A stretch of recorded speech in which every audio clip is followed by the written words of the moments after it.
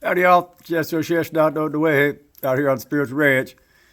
My phone ran out of memory there, cut that last video I made short, but you got the gist of it. You know, all I did after that was cut them into 4 pieces here and then hug them out here to let them dry, let it dry overnight. And then I'll go ahead and cover them, you know, bring them inside tomorrow to a cooler place, you know, and I'll cover them and let them hang for a good 10 days or so. You know, it's going to be kind of warm this week, but it has been warm all winter. I've been waiting to do the guy, you know. You know, it was happened to be the time I was out there working my garden. He got in the garden. I was like, hey, I'm not gonna fight with this one, you know.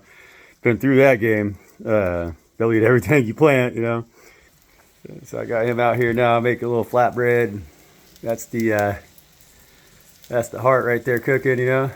Some split pea soup with some barley and potato and rice. That's a good meal right there, you know.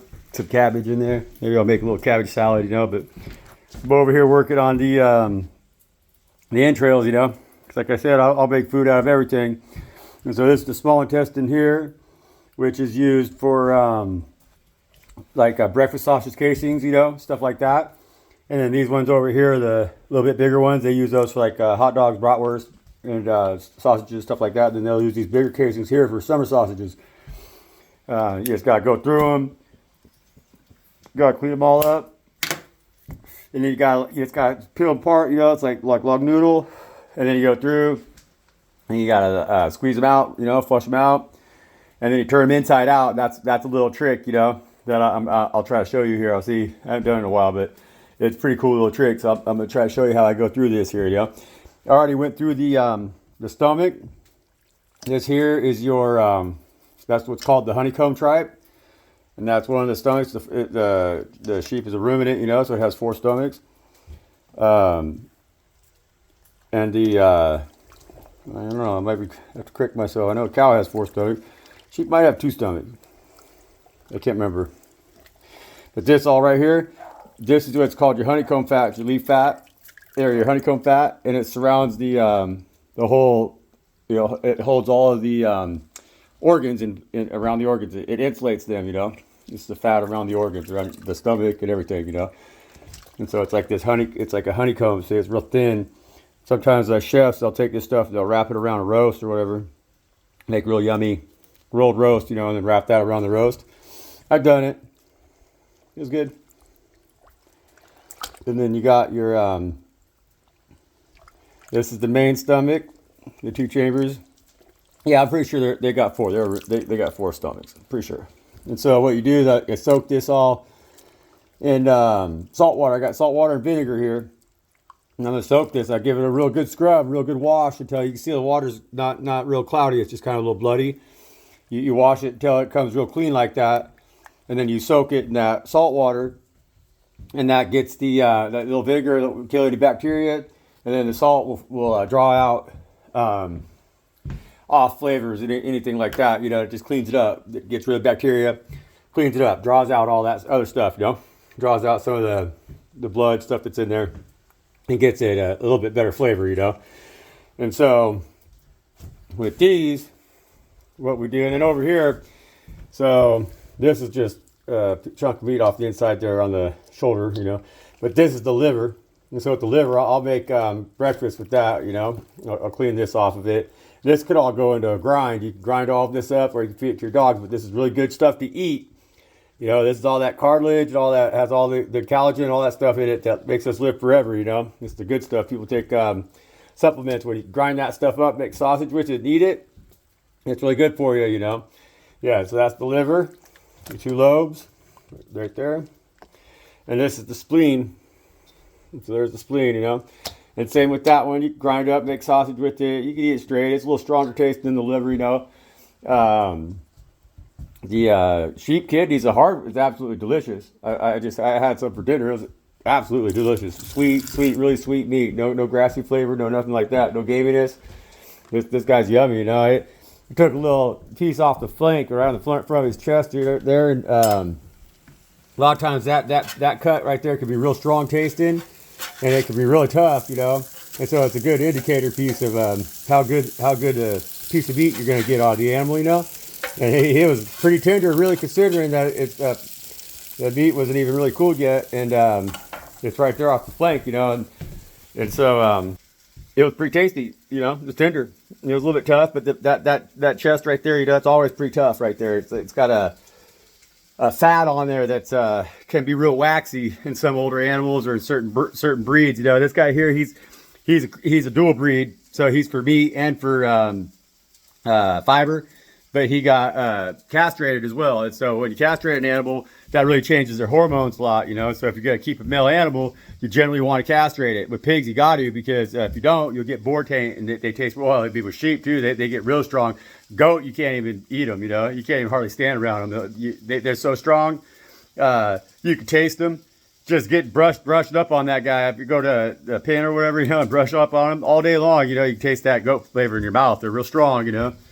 And so you castrate them, and then that makes that flavor go away. But a goat still has it, even if you castrate them, because it's an enzyme. But with the sheep, if you castrate them, then you can really get rid of it, and they keep well in the freezer, because a goat doesn't keep well in the freezer, because it only goes for about a month or two, and then it gets gamey. It gets that goat flavor because it's an enzyme that's in the meat, you know, so it still grows in the freezer. And that's the same with boar taint. That's why with pigs, you got to castrate your male pigs. It's just what it is, you know. It ain't too hard, you know. You just got to... It's kind of a two-man job. It's hard to do by yourself, but you just do them when they're small, and then it goes pretty smooth, you know, for everybody.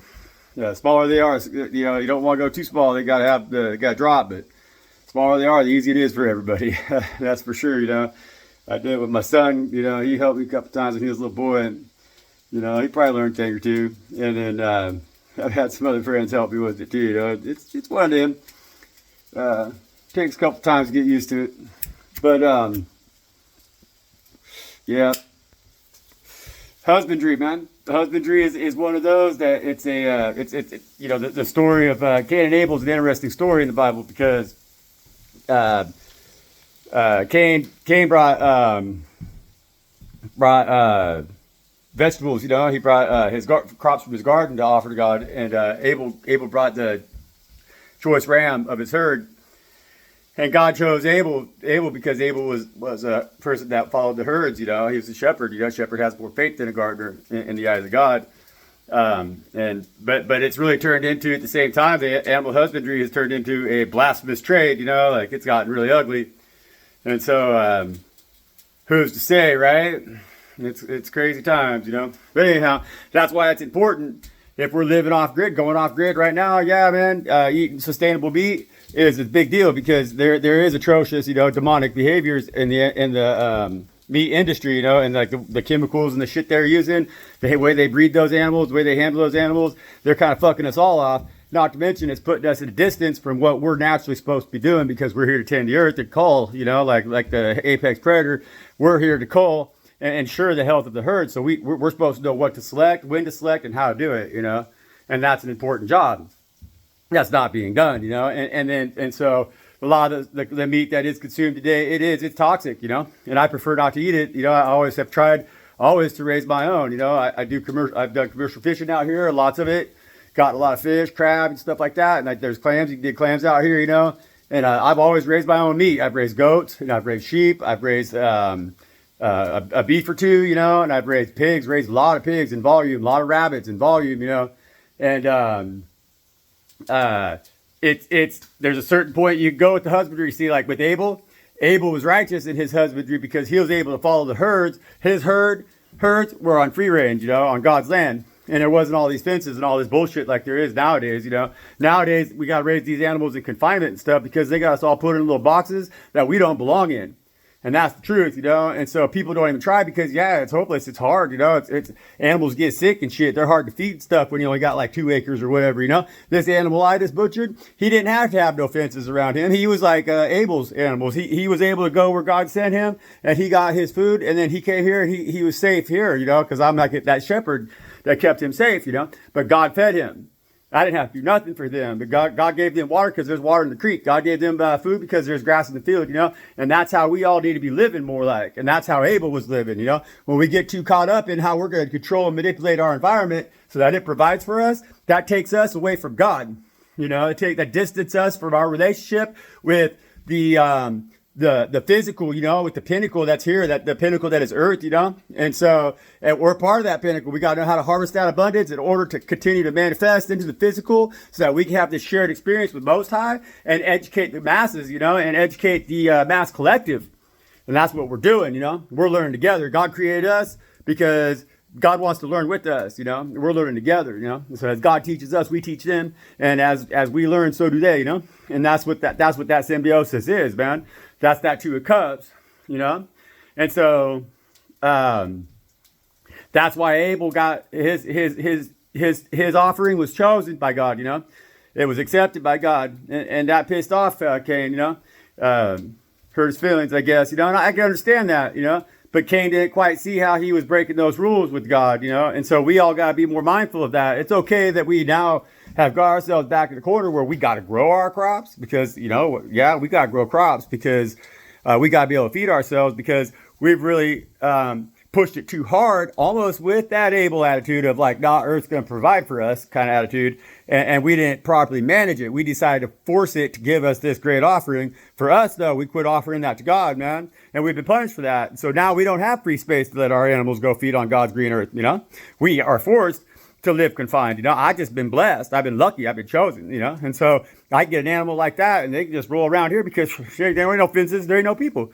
But that's a rare occurrence, you know. That's hard to find in this world today, because it's all been fenced off, man. It's all been broken up into grid and owned up and over harvested. Yeah, pure and simple. Because you know, everybody's just out there trying to get theirs, and they ain't trying to sustain and take care of what is God. You know, they ain't making a graceful offering to God. They're just like more, man. And they don't even use everything they do got. They waste everything, you know. And so that's why it's important, when you have an opportunity like I have to have this animal, that you use every little piece, you know. And so it might seem gross or disgusting or whatever, or yucky, I don't want to touch that, I would never eat that. But in any country other than the US of A, those people use every fucking aspect of that animal. They use every part of that animal. And I have witnessed it. I sold pigs in the Hmong community for several years, you know, a long time, 5 years or whatever. And they use every part of that animal if they can, you know. The Americanized people from that culture don't. And that's just what it is. But the Europeans, they know how to use all that shit. They do, you know, the Eastern Europeans, particularly, you know, the Chinese, oh, fuck yeah, the Mexicans, you know, kind of, the Mexicans, yeah, for sure, they use every last bit, especially with goats and stuff like that. But pigs, oh yeah, they use every last bit, because they know how to be resourceful, you know. They understand what it takes to get something like a big piece of protein off God's green earth, living respectfully without having like a Wilco or a frickin' tractor supply right down the road that just provides for them. That so they just feed some slop to their pigs, that they're detached from the whole process. They ain't really doing jack shit, you know. When you're really trying to hustle food for your animals, or your animals are out there at God's green earth hustling that food for themselves, that's a different experience. You know, and so you got to show reverence to it and respect to it. You want to use every last piece of it, you know. And the way things are going these days, hey, shit's expensive. You know, what you would say, ooh, yeah, when I pull it out of that animal because it's got shit in it. If I turn it inside out, I clean it, and I give a little boy to scrape it, you go to buy it, and they're going to charge you $4 or $5 a pound for that shit, you know, and or more for some stuff, you know, like lamb's super expensive stuff, man. You can't even hardly get it nowadays. That's good. You can't get good lamb. I bought that animal for $125 on the hoof. You know, I let him eat grass, and then, you know, now it's going in my freezer, and shit, there's probably 150 pounds of meat on that thing, you know? And so you can't beat that. That's just what it is. But that's going off grid. And it's not even about the money value. The only reason I express that is because that's the language that people communicate in. But what we got to be thinking about clearly is that if I'm going to live off grid out here, I got to know how to do this shit. The reason that I'm paying $1 a pound for my meat instead of $12 a pound for my meat is because I know how to handle it. You know, I know how to properly manage it. And so if I could do that and I can get it for $1 a pound, I need to use every last little bit of it that I can, because if I throw away half of it, well, that's $2 a pound. And I'm trying to live off grid. Off grid means no money, you know? And so these skills matter. That's why I'm out here trying to share this information and this knowledge and showing you people, showing you anybody, you everybody, man, you demons out here that are fucking goddamn watching my ass because you want to go to war with me. Check it out, motherfuckers. You ain't going to win, okay? There's that message too. And so anyhow, that's my little bit on it, you know. But then on top of it, you know, aside from the politics and all this shit, the resourcefulness and stuff, the tripe's yummy. Really yummy, delicious, you know, like that heart I got going on over here, you know. You get it good cooked, you know, it's good if you let it cook well, you know. It's like one of those, You don't want to be too, well, maybe some people like it a little pink. I don't. I like it a little bit cooked, you know, so the fat's a little crispy on there, you know. But you, liver, yeah, sheep liver is delicious, man. Sheep kidney, gourmet, you know. Most people haven't really even tasted these things, and you'd have to try to just even sneak it in on them because they won't even try them, you know. They're not open-minded enough, or they're just scared. They think it's something gross or whatever, you know. But that's crazy. That's wasteful, man. You know, I know a lot of people out here that they throw all that shit away. They'll throw away everything that's inside the stomach of an animal. They open them up, just throw it on the ground there and let it rot, you know. And that's ridiculous. They do that with beef all the time out here. Beef, you know, when you dress an animal, you know, by the time you get to the, just to meat to bone ratio and fat and everything, it's about 60-40, you know. You'll get about 60% meat, about 40% loss on the hide, the bone, and the fat, and everything else. You know, the hide, the bone, and the stomach. But if you use everything on the inside of that animal and you're resourceful with it, you make bone broth and can that up, you know, and make some bone meal. You can make bone meal, bone ash, you know, for your, if you do alchemy and shit for your cupels and stuff. You could use almost that. You can use that animal. If you got a tan of hide shit, you can use that animal to where the only thing left is the skin that you scrape off of that hide. If you're making leather, and the grass that's in the stomach of that animal, you know, the shit that's in its intestines, and that's it. You can slaughter a whole cow that weighs 2,500 pounds, and you could put what you don't use in a 5-gallon bucket, you know, if you're resourceful. And that's intelligence. You know, that's a sure sign of intelligence. And that's how we're going to break away from this culture that's consuming us.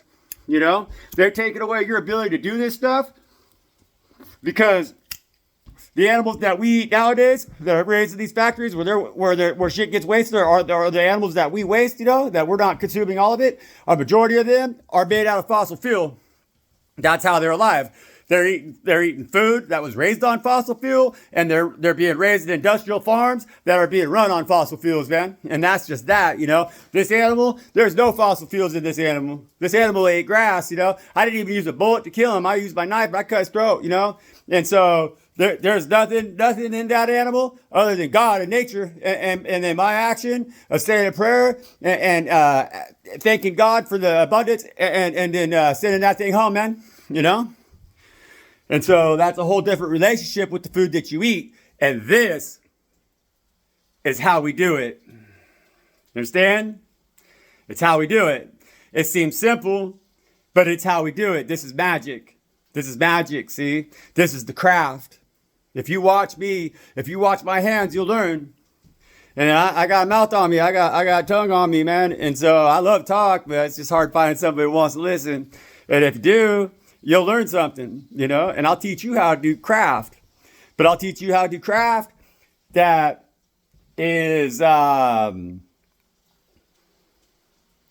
you best have good intent in your heart or it'll destroy you, you know, and that's just what it is. And that's truth. And I've been on that brink, you know, I've been on that edge, but God's telling me now, man, you know, I'm going to show you both sides, so you can teach, you know? And so here I am. You know? That's how we do it. That's how we do it. That's positive manifestation. That is positive thinking begets positive manifestation. So positivity will positively manifest, man. That's just what it is, you know? And so let's get on with the lesson, right? Let's talk more, dude. It's always told me when I was a kid, man. So, gotta figure out where I'm gonna put my phone here. I don't know. Never tried this one here. We'll see. We'll come up with something that works. If I don't break everything. Not much here that breaks, you know. It's kind of one of them places. There you go. It's a mountain shack out here still, you know. I want to make me, you know, I want to make me a temple. That's my goal, you know. I'll get there eventually. You know, you can't. Rome wasn't built in a day. That's what they always say, right? And that's fine, you know. So, anyways, with these, you see, you just kind of keep working them, and it's best if you can kind of keep them all together, you know. Just that keeps your mess down to a minimum. If you're strategic about it, you know, and so they're just connected by this little thin membrane right here. And if you just keep going, you can kind of get them to come along with you in there, and And it separates them out of that membrane that holds them all together, see? Sometimes it's like it'll build up. It's like getting, I don't know if you ever mess around with like threads, stuff like that. Sometimes it'll just build up, you know, and so you kind of got to give it a little nudge and with the knife right there and just keep going. And so like, yeah, if you ever eat a really good sausage, any really, really good sausage, you know, the cheap ones and stuff, they use synthetic collagen casing, you know. But if you're eating a really good sausage, it's got a natural casing on it, and it's most likely from sheep. You know, the sheep casings are very common. For some of the bigger cured meats like bologna and stuff like that, they'll use a beef casing because they want that full size, you know, that 3-4 inches, you know, and so they don't get that big really in sheep. But the for a lot of the little like breakfast sausages or your hot dogs, you know, and some of your bratwurst and stuff like that, they'll use the sheep casings. Probably because they're real mild, I would say. The sheep's got a pretty mild internal. They like grass. They're pretty clean eaters like that, you know. When I raise the pigs, they're a little different. The pigs, it really depends on what you're feeding them, because the pig's diet really varies. You know, I'm always on the move with the pigs, trying to get different food to feed them, you know. And so it's like it really varies. Some stuff's really sour, you know.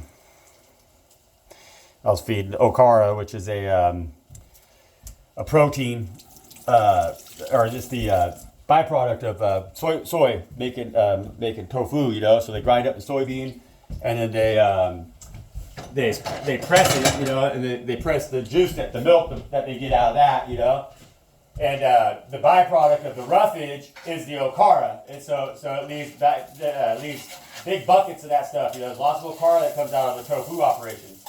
Because you're just getting the milk, you know.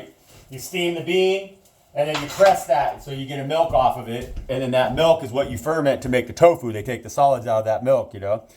And so the okara is all the roughage, you know, raw fiber and stuff that's left over from the bean.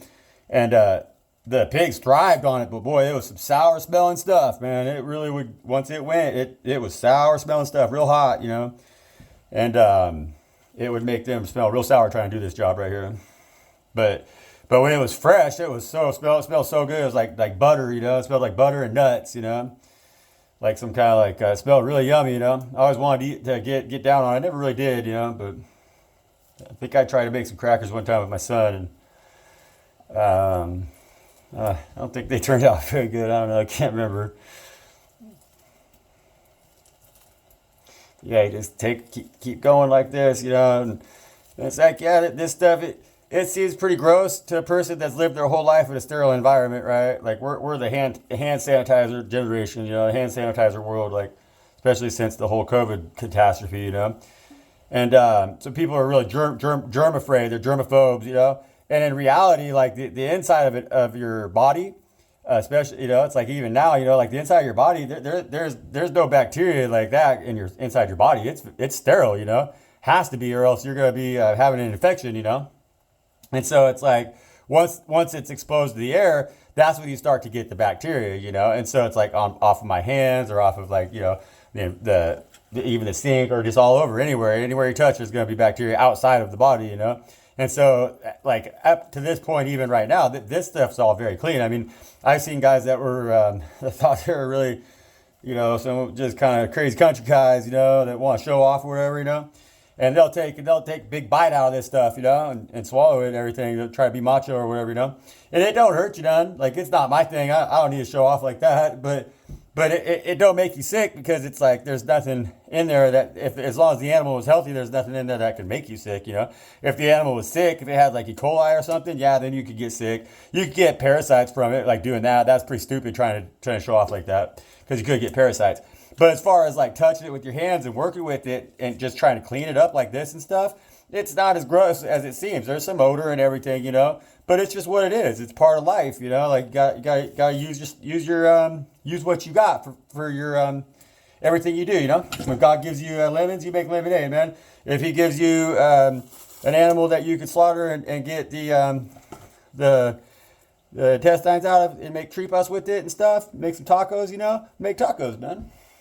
I mean, that just makes sense, right? It's like, The way I see it is it's just logical, you know.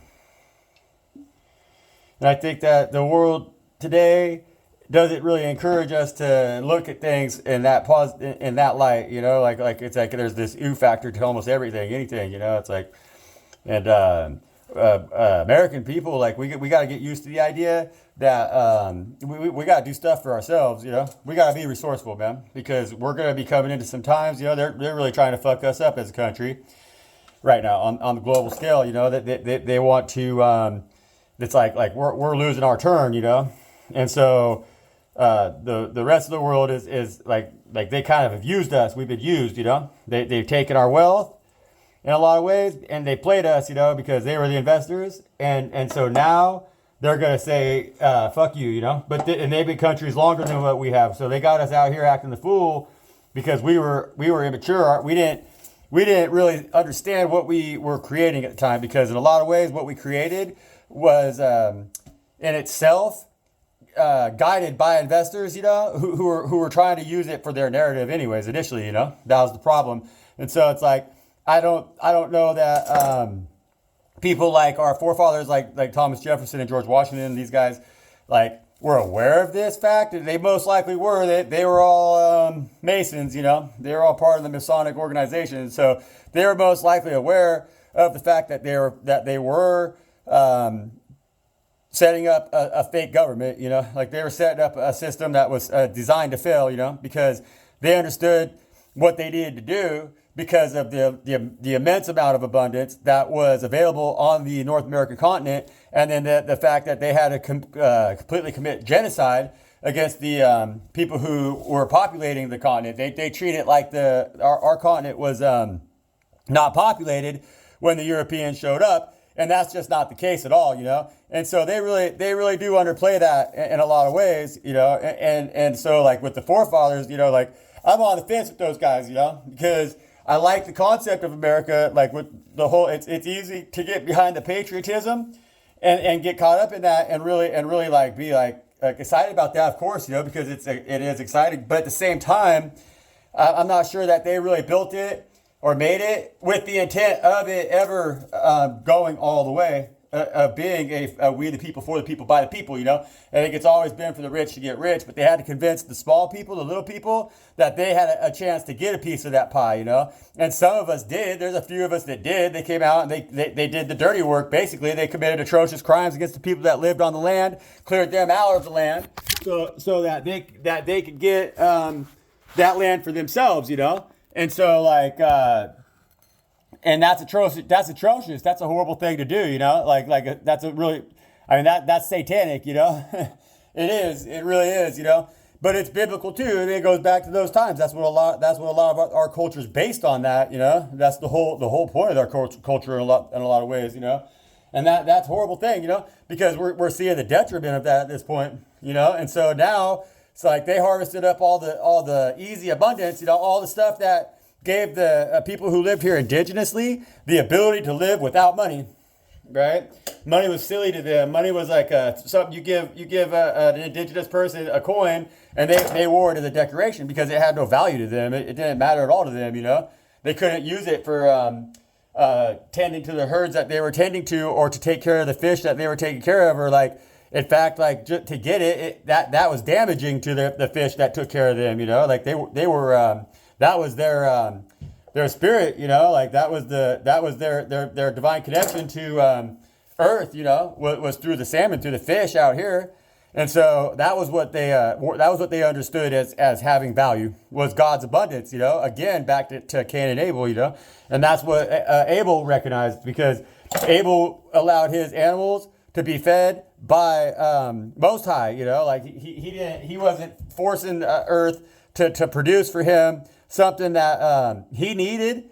Like, he worked with something that could do its thing off of what earth was able to provide, you know. And that's working with God. So that's like not trying to force your will onto God. That's finding your strength within God's kingdom, you know. And when the Europeans came out here to North America, that's not the way that they were operating. That's not the place that they, you know. Like, what happened is that the poor people who were convinced that they were out here manifest destiny were convinced of that because they had things. I mean, look how things are in Europe today, right now, you know? Well, things were just like that, almost like just as bad, if not worse, then, you know, back when all the Europeans came over here to the North American continent, you know? Things were bad, you know? It was really rough, it was hard to live there as a poor person. All the wealth had been mopped up. The abundance had been privatized, you know. It was no longer tribal law or like the rules of God. It wasn't living within the abundance of nature. It was restricted by the confines of church and state, you know, and the concept of money. And so people were being broke off, people were getting sick, and people were suffering, you know, people were being marginalized, and people were being pillaged, you know, they were being robbed from, they were being stole from, they were being enslaved, you know, like it wasn't a good time then, you know, and so there's been this superficial sense of abundance that has been worldwide right now because of the whole concept of mass consumption of fossil fuels, you know, and so like that changed the game for a lot of things, you know, and so that you know, that's what when they got everybody over here on the North American continent, that's what they were bracing for. And so they built their little their 13 colonies or whatever with the slaves and stuff, and then they did this freedom thing where, okay, now we're going to be the country for the people, right? Because they needed to have a broken and poor person who was traumatized, who was in a state of trauma, that was willing to go out and commit the same atrocities that was committed against them, that broke them off, you know, because this is how the cult operates.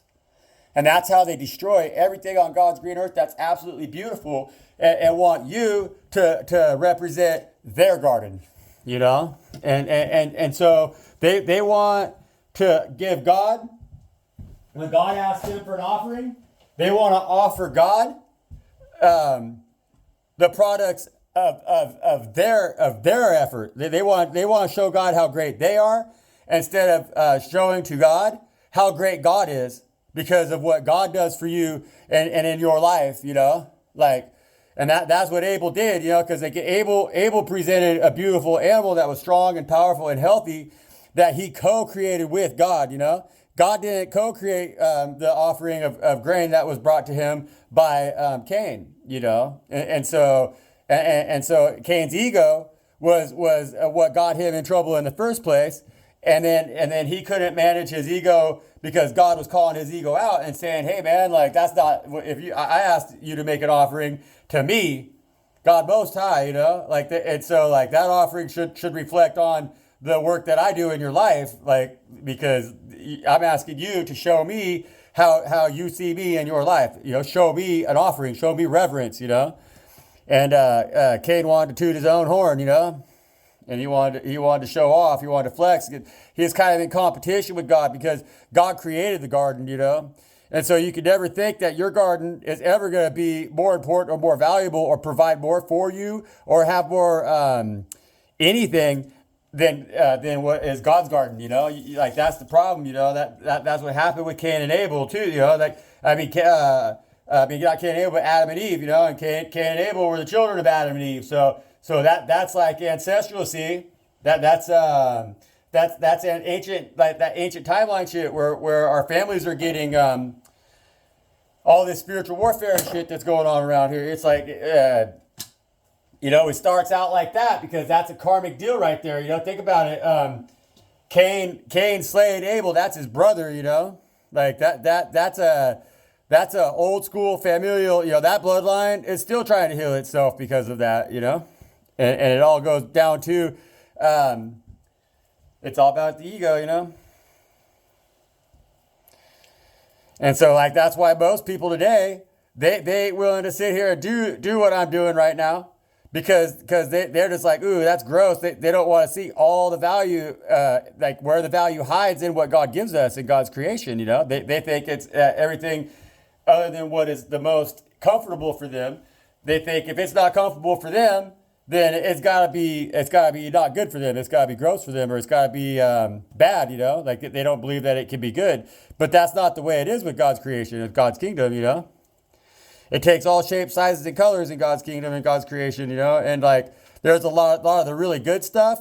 You got to get through the shit first, man, before you get to the good stuff. And that's how a lot of stuff is with God. That's how a lot of stuff is with this world. And a lot of people know that who are actually in control of everything, man. They know that shit. And so they use that against us, you know, because they convince us that that everything's all got germs and that it's not supposed to be hard. And you know, they have all these Hollywood movies with all this bullshit where everything's all rosy and everybody thinks that life's supposed to be a certain way that it's just not supposed to be for them, you know. They don't see that, like, God gives us that shit to get through so that we can see see and value what's on the other side, you know. I mean, you got to think about it, you know.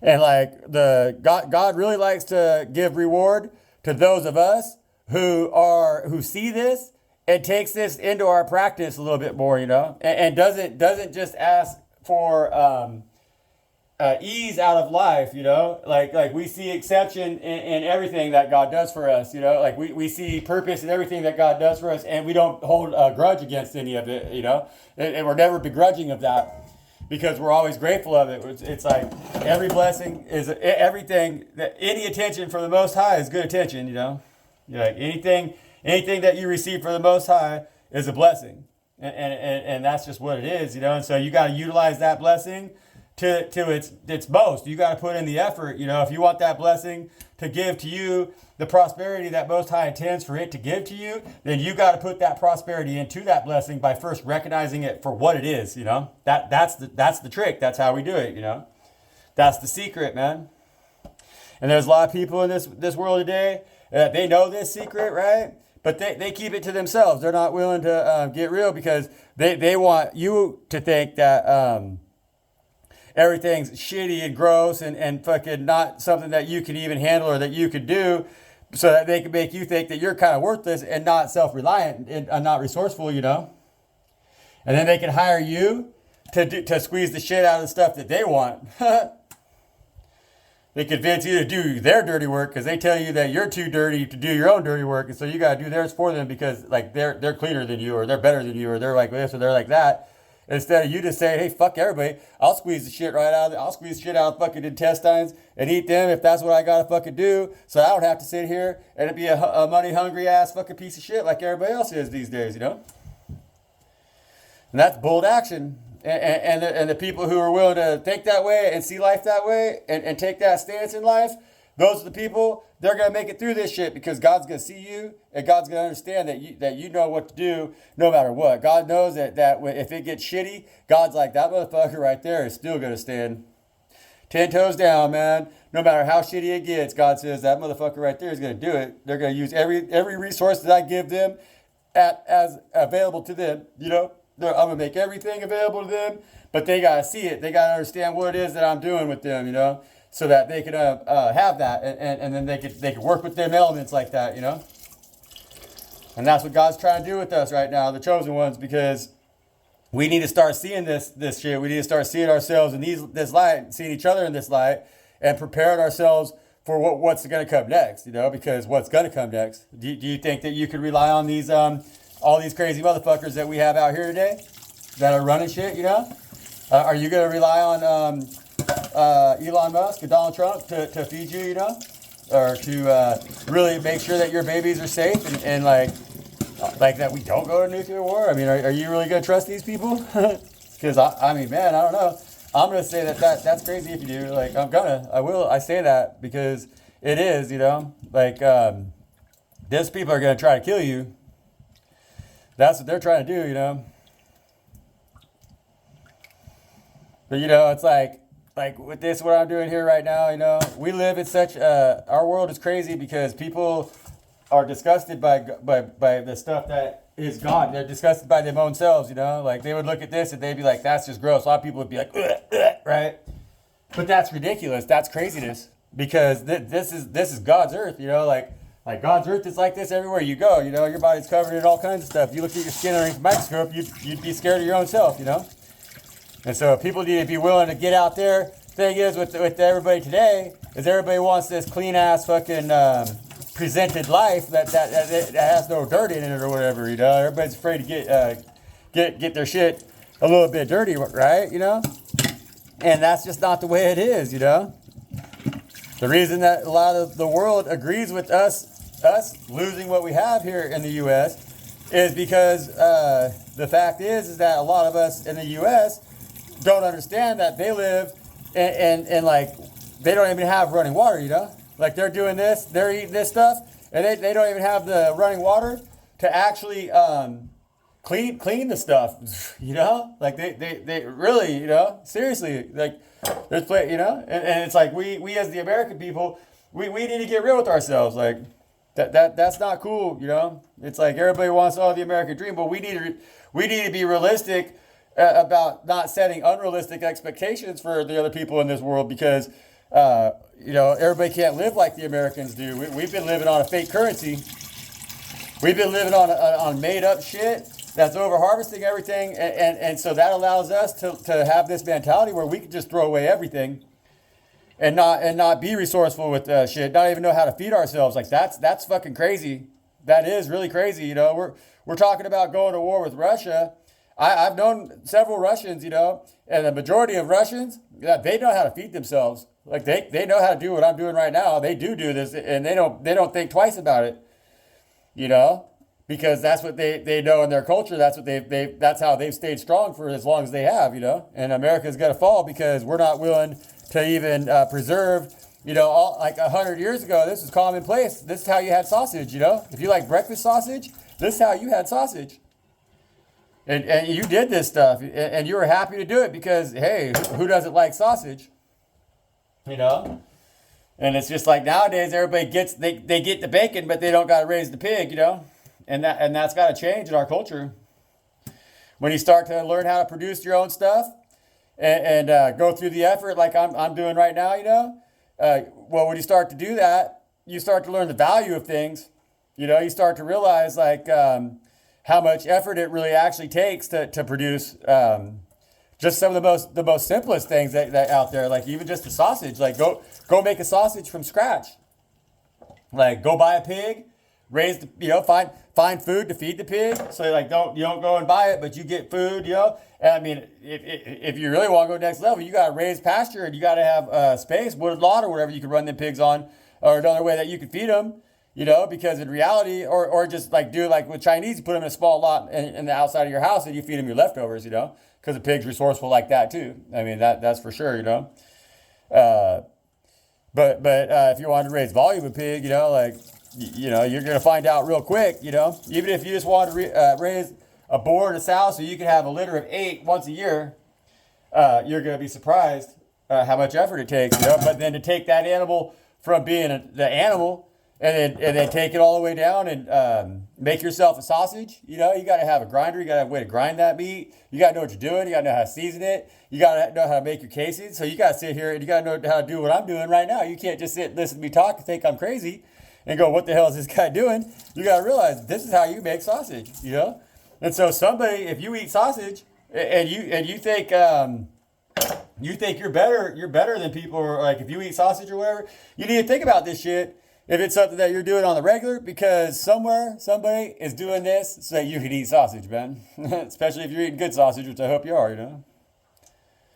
But that's the truth, and that's why we can't fully understand our abundance in America, and that's why we're throwing it away, because we have like poverty mentality, because we're like, nah, somebody else could do it for me.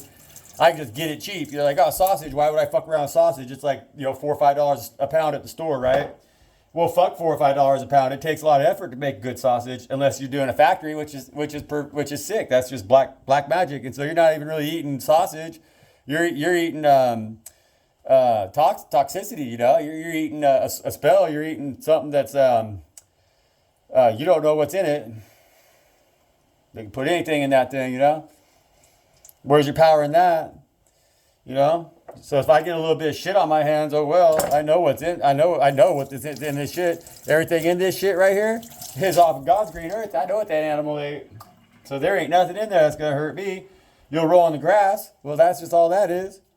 It's just been transmuted, you know.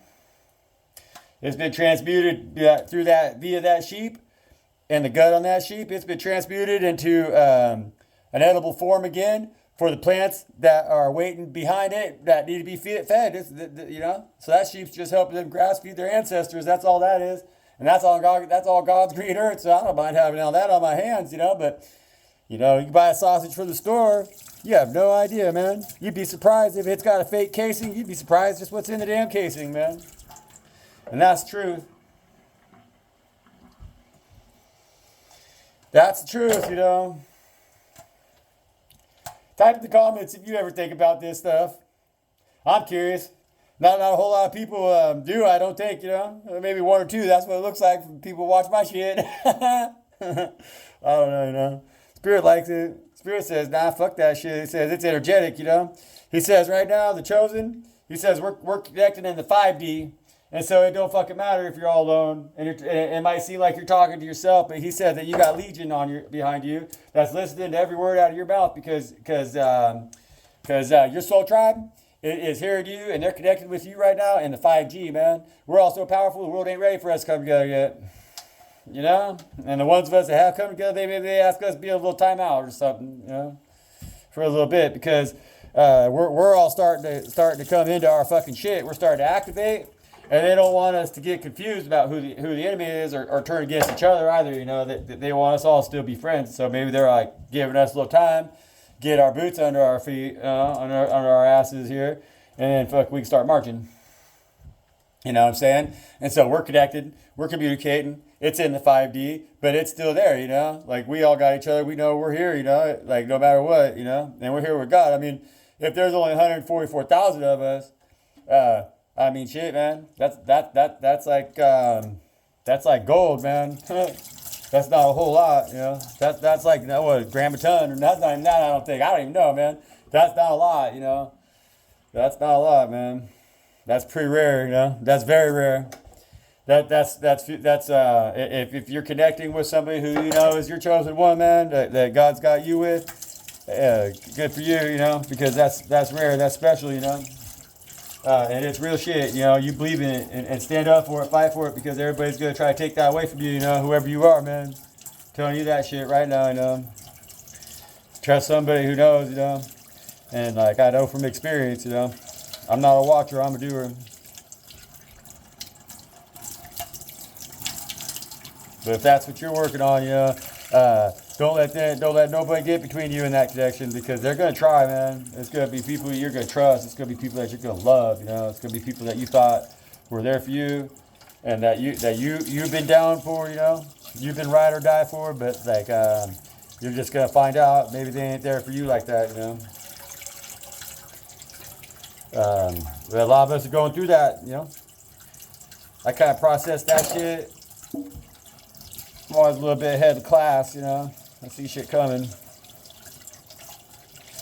So I've been kind of geared up last 5-6 years. I've been working on understanding just the level of isolation that we're going to experience as chosen individuals, man. Like it's going to be a journey for us. Like alone we're going to have to come to terms with ourselves. God's asking us to realize that we're the warrior, that they want us to walk away from everything but ourselves, And that's the final challenge, man. And that's what we're doing, And we're winning.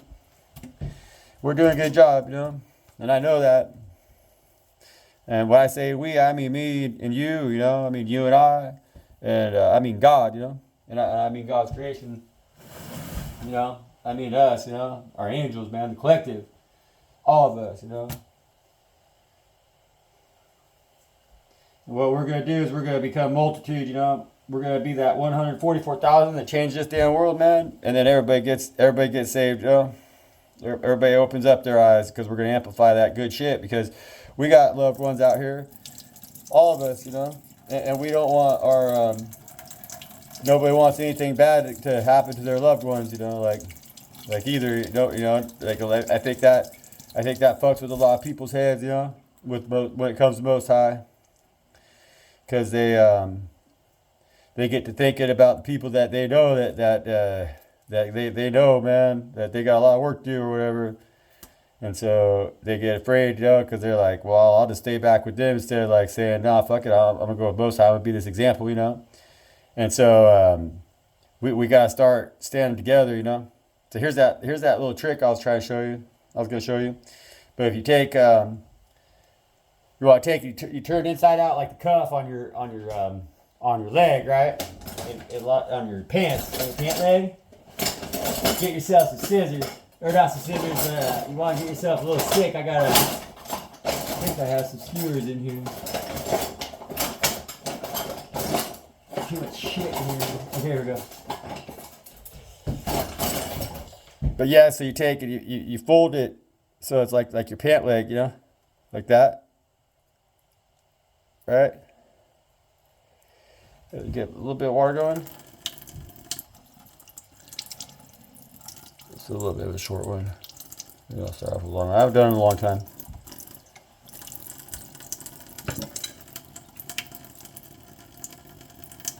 But you fold it like a cuff, see? Cuff on your pants.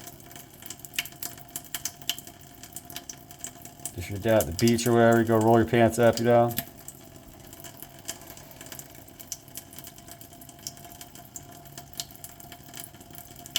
Takes a little practice. Honestly, yeah, it just takes a little practice.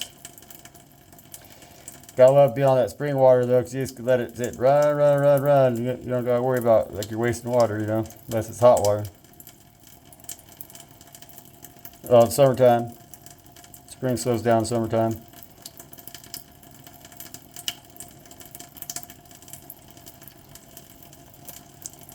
Yeah, so you fold that thing over. And then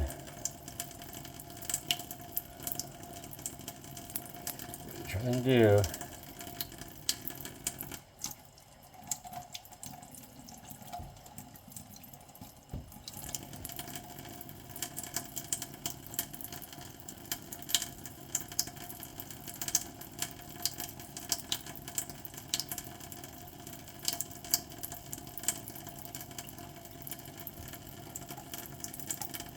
There you go. Gotta go back there a little further. You see how I went back further on the... And then what you do, after you make that little cuff, you fill it, get that water going in there. And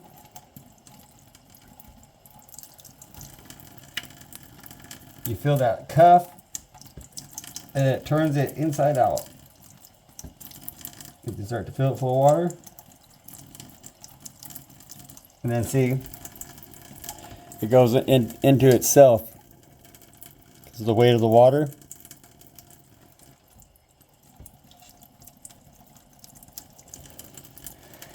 And that's how you turn them inside out. This wasn't the best one for an example, or maybe it was because it's the hardest. It's harder to do. It has all that fat.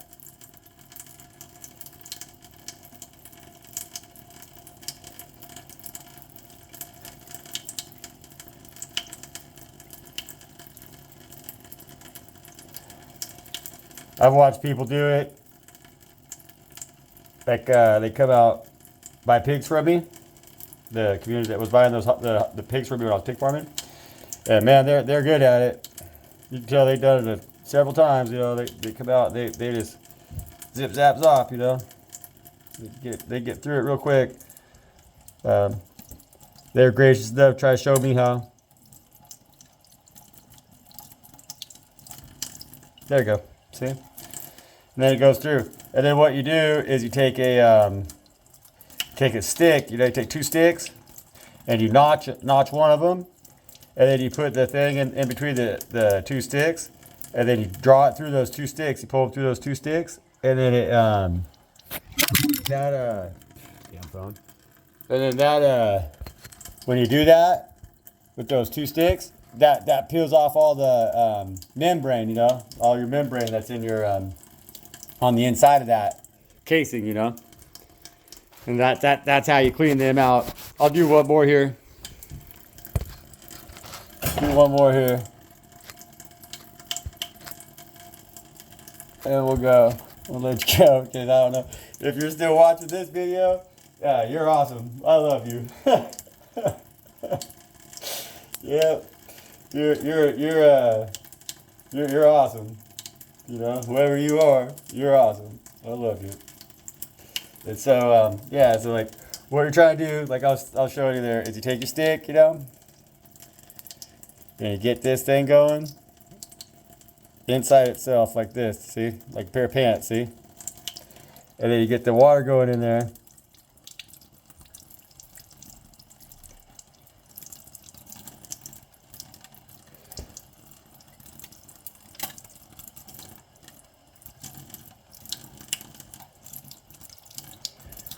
And that's the tricky part, you know. But like I showed you there earlier, you come back here, I think further on the, because then you get a good, yeah. See, come back further, and then fill that with water.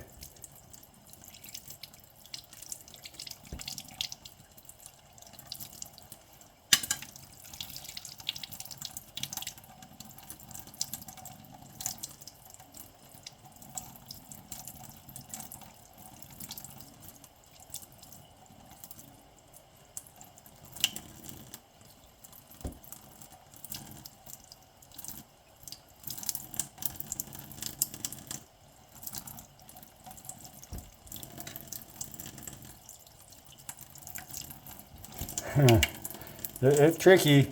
It's tricky to get it going, but let me come back even further here. Oh yeah, see there. Oh yeah, there you go. Get that. See like that.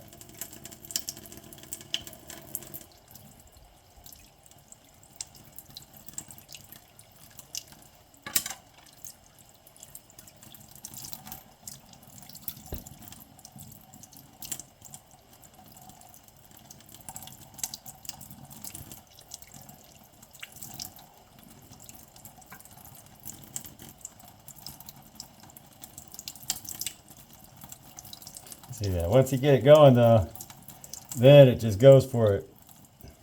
Once you get enough water in there.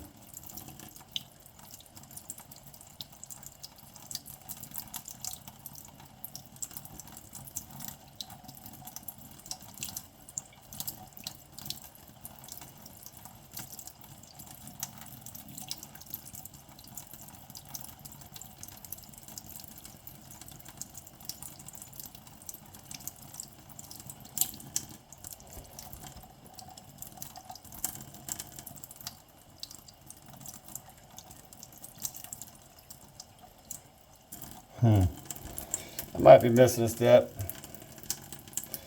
Maybe I gotta take the fat off the outside. There's a break when I do that though.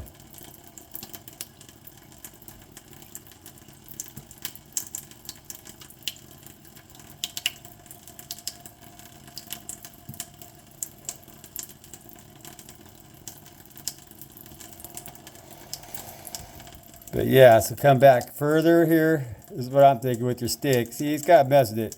He's got to keep messing with it. I've had it working before. You know, I'm sure there's other videos on here on YouTube. I haven't really looked, honestly. I should, because I gotta be missing a step here. Oh, there it goes. Yeah, see, get that fat off there, I guess. You keep snagging up on that fat. So I probably need to make me a notch stick, take the fat off on the outside first. There we go.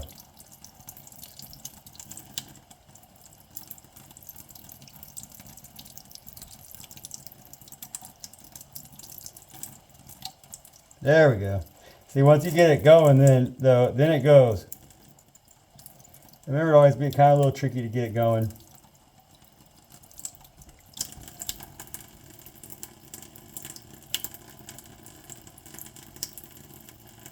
See, I'm turning it inside out.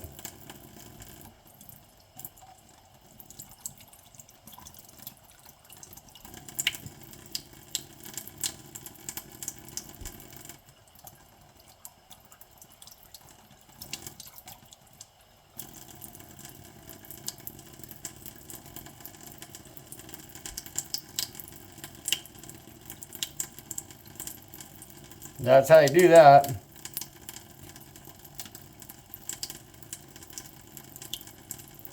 If I can get me some hemostats, you know.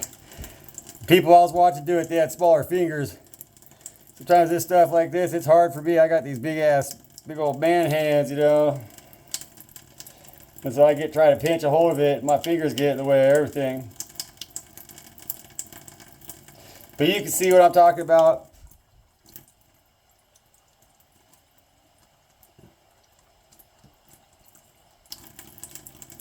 See?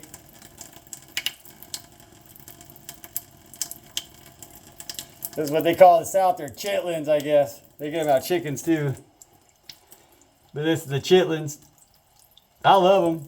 It's yummy. The tripas is what it was. I'm from the West Coast, you know. So we got the Mexican culture, taco wagons and tacos and everything, you know. And I was raised up farm labor, you know. Worked with a lot of Mexican migrant workers, you know.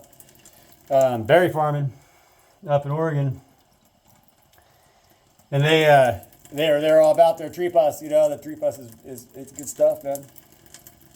There you go, and then it goes whoop all the way down, all the way down, all the way down, all the way down, and then there you go, you know, and you turn it inside out. So then there's a membrane on the inside here that you want to scrape off. You want to get some sticks and scrape that off, clean that off real good, because otherwise it'll have a flavor to it, you know.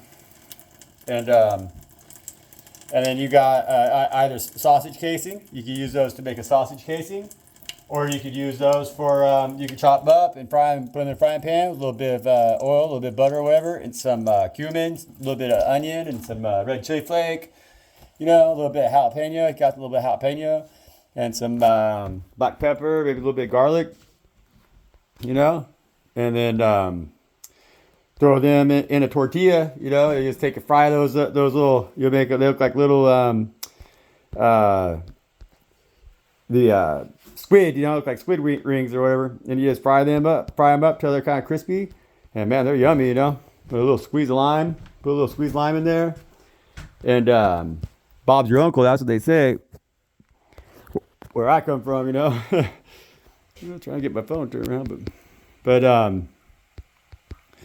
yeah, so that's a little tutorial, I guess, on kind of a little bit of what we do here with the to raise our own, you know, and to get our own meat.